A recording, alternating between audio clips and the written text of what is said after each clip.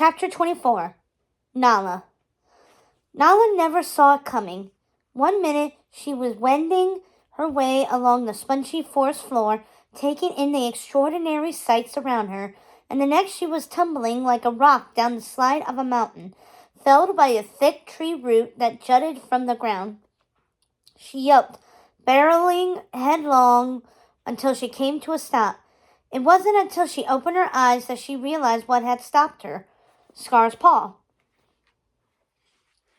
He peered down at her, that scar above his eye arching with his cynical stare. Do you think rolling will get you to Caramba faster than walking? I tripped on a tree root, Nala said, embarrassment heating her face. Zazu swooped in, his wings flapping. Miss Nala, are you okay? That was an awful fall. I'm fine, Nala said, pushing herself up on all fours. She gingerly shook her head to clear it. An ache from where a branch that struck her during her unfortunate excursion with those monkeys still throbbed just above her eye. At least her leg wasn't hurting as much anymore, and the cut she'd suffered during her trek through the elephant graveyard with Abena hadn't reopened. She sure was racking up the battle wounds on this adventure.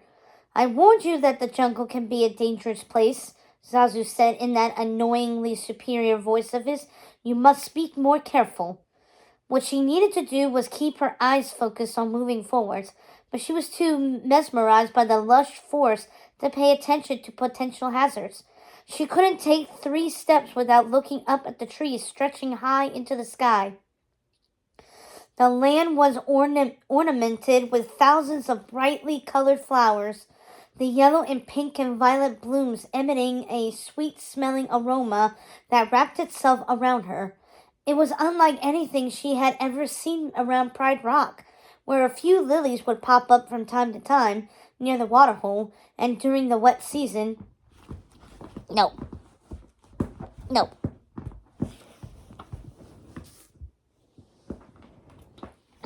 No. No.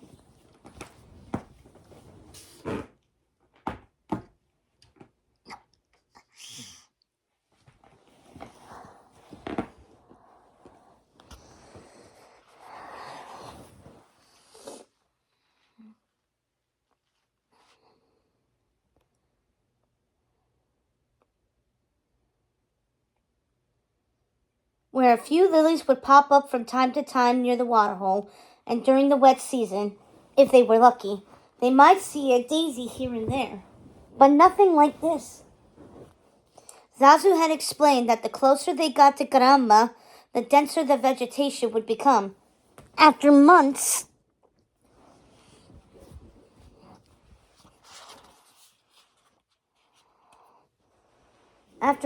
and months of drought at home, the rich, abundant blooms here were more than Nala could have ever hoped for.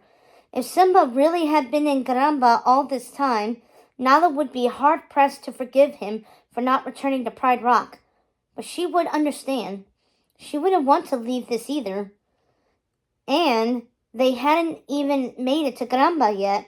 How much more beautiful could it be there? Are you able to walk, or will I have to carry you the rest of the way? Scar now asked her. No, I can walk, Nala said hastily. She refused to become a burden, especially to Scar. Nala couldn't shake the sense that something was off with him. It had taken a little convincing on her part, but Scar had seemed receptive to her reasoning as to why she thought Simba was in Caramba. Maybe it was the mention of Rafiki's vision that persuaded him. He appeared to be as eager to find Simba as she was. Yet something in her gut told her to keep her guard up and her eyes and ears open. Nala wasn't sure if the distrust the other lionesses felt towards their leader had somehow rubbed off on her or what, but she knew that she shouldn't ignore her instincts. Guilt prickled at the back of her neck. Maybe she was being unfair to Scar.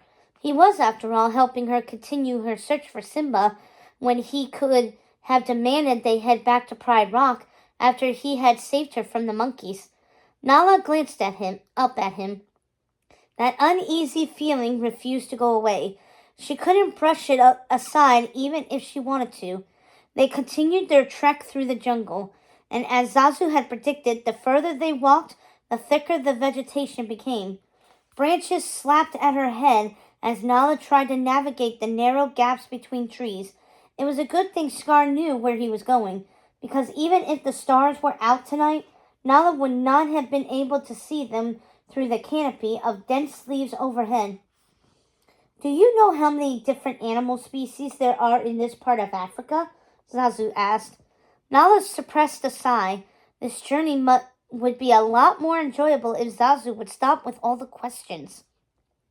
Miss Nala? Miss Nala? He called. Yes, Zazu, Nala replied. I asked you if you know how many different animal species there are in this part of Africa, he repeated. 500 million, she said. Oh, come now. That was not a serious answer. How many? Speaking of animal species, Scar interrupted. I am famished after that tussle with those macaques. I think we should take a short break while you hunt, Nala. Nala gulped. You want me to hunt down food for all of us? She asked. I wasn't talking to the wind child. Maybe he hadn't heard the news around Pride Rock regarding her skills in that arena. I'm not very good at hunting, Nala said, then quickly added, but I am getting better at it. I caught a baby hare earlier today. A baby hare is a snap, Nala. I need a gazelle at the very least. A gazelle? Was he serious? How hard can it be? Scar asked. If it was so easy, why didn't he do it? That wasn't such a bad idea. If she and Scar teamed up, the two of them could corner their prey the way she and Abena had. Would you be willing to help me hunt? Oh, Nala. Hunting is for lionesses. Well, I'm only a lion cub, she pointed out. But maybe if we put together one grown lion and one lion cub, it will equal a lioness. Maybe. Clever, Scar said. Come on, Scar, Nala said. This should be fun. Fun is taking a nap with the sun beaming down on me after I've eaten a nice meal provided by my pride's lionesses, Scar said.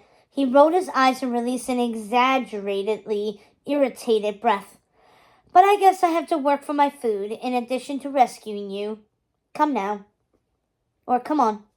For all his complaining, Scar turned out to be a better hunter than Nala had first imagined.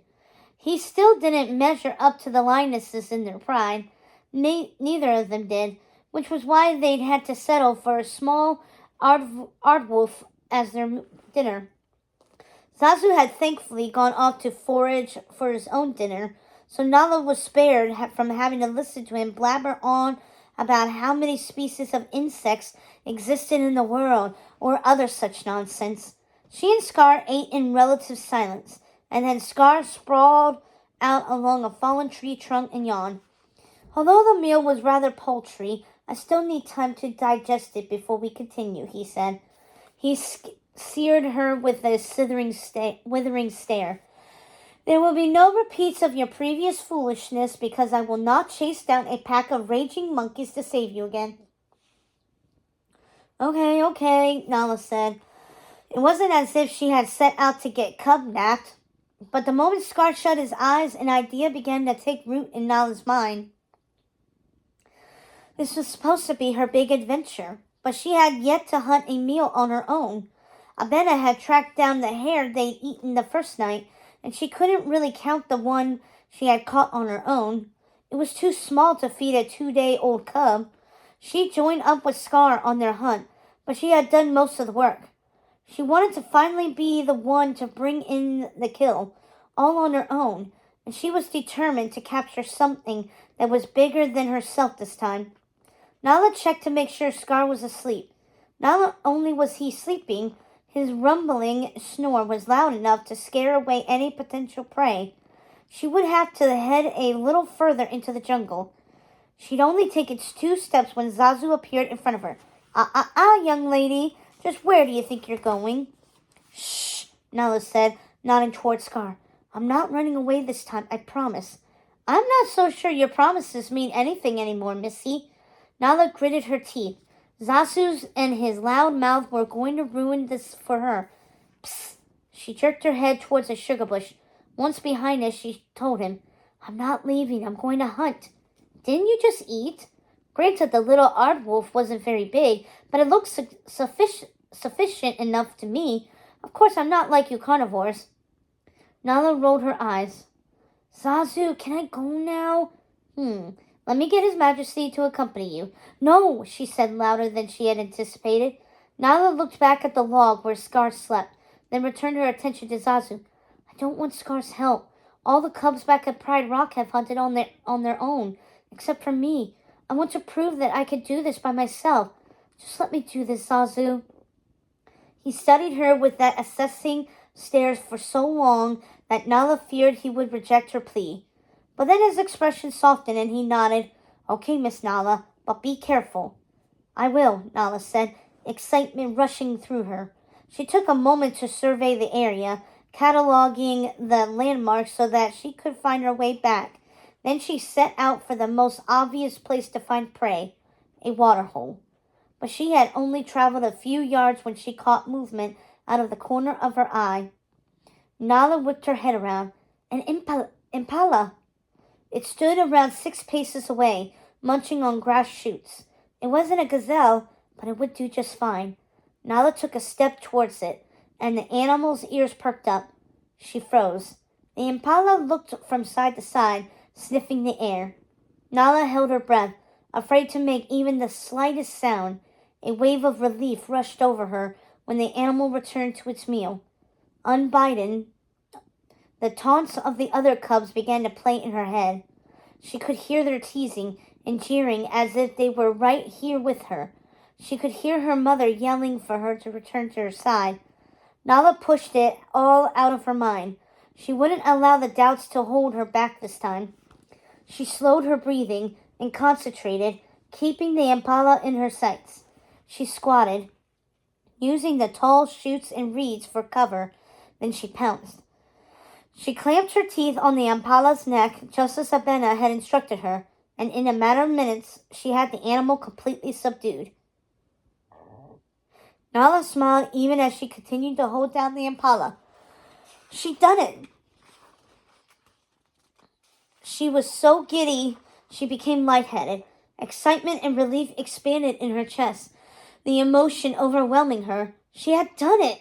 She'd proved she could be an asset to her pride, that they could rely on her, despite how much her mom's overprotectiveness had held her back. She dropped the carcass and spun around in a circle. I did it, Nala yelped. I did it. She clamped her jaw on her kill's hind leg and tugged. The impala barely moved. She'd managed to capture it, but dragging it back to where Scar slept wouldn't be so easy. Nala hoped he didn't mind her waking him, because there was no way she was leaving her first big kill here for others to enjoy. She ran back to where Scar was still stretched out along the tree. Scar! Zazu, come quick! She called. She pushed at Scar with her paws. He lifted one eyelid and snarled at her. This had better be... He stopped. What is that on your face? Is that... Nala wiped at her face and came away with blood. I killed an impala, she said with a grin. Scar jerked his head back in surprise and rose from the downed tree. Very impressive, young Nala. Show me. I've been ready to feast on some real food. She guided Scar to the spot and was relieved to find her kill right where she'd left it. Very impressive indeed, Scar said as they came upon the carcass. And you thought you weren't a hunter. It looks to me like you'll make a fine hunter for the pride. Nala beamed at his praise. She couldn't help it. They enjoyed their dinner, leaving what they could not finish for other animals that might be around and in need of a meal. Now that he had napped, Scar decided he was ready to continue on their journey. He asked Nala if she needed to rest, but she was still too excited about her successful hunt to even think about sleep. Good, Scar told her. If we push through the rest of the day, we should arrive in Garamba by midday. Midday? She was less than a day from possibly seeing Simba again. Between that realization and the exhilaration of her kill, Nala felt as if she were floating. She looked up at Scar. Maybe she had misjudged him. When she thought about their time together, she had to admit that she had done nothing to warrant any misgivings. Could it be that the lionesses back at Pride Rock just hadn't given Scar a fair chance? You know, Scar, you're not as bad as the other lionesses make you out to be, Nala said. Maybe if you came down to the water hole when the rest of us are there, they would get to know you better. Oh, really? Scar drawled. Young Nala is right, Saya, Sazu said. We could use less tension around Pride Rock. Well, Scar said, maybe when we return you could put in a good word for me. The scar above his eye contracted with his knowing wink.